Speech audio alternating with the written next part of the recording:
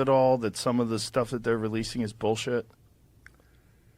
Of course. Of wait, course. Wait, who's releasing? I mean, when you see these, the Pentagon's talking about it, when, intelligent officials, you ever wonder whether or not it's disinformation?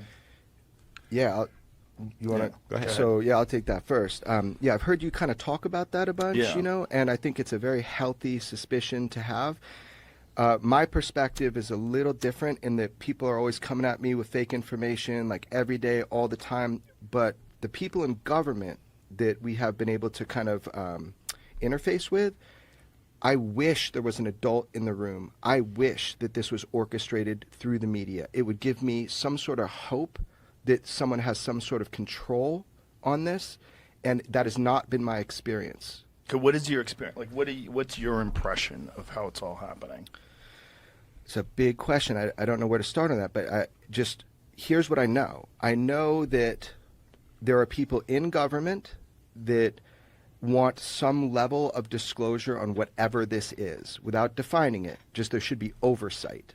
So I know that to be true. There are good people that think that people are running amok, and there must be oversight, not just financially, but if these types of technologies actually exist. Right. Who's in control of them and why?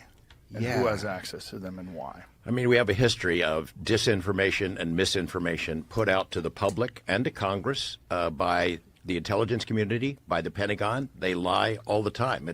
It's part of the turf. It's part of the job. But for them to then go into closed-door briefings with members of Congress, with the oversight committees who handle their budgets, for them to lie about that, that's another matter. And I don't think they would because they could get busted for it.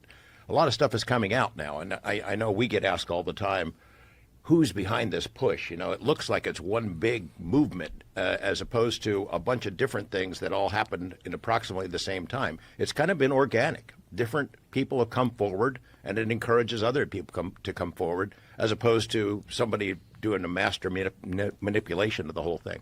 And then the final reason we can only speculate about it, maybe there really is a big secret. I wonder about it.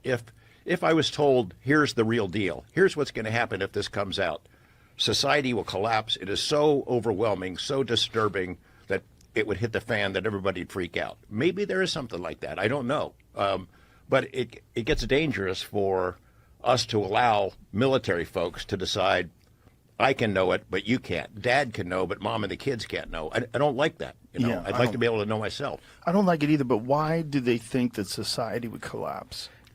There was a Brookings Institute study that was done in 1960 where they looked at it. And, let's say it was confirmed that we came out and admitted that extraterrestrials are here. And they speculated, in looking at sociological matters, that social institutions would collapse. Do people want to still pay their taxes? Do they want to go to work? It was so overwhelming.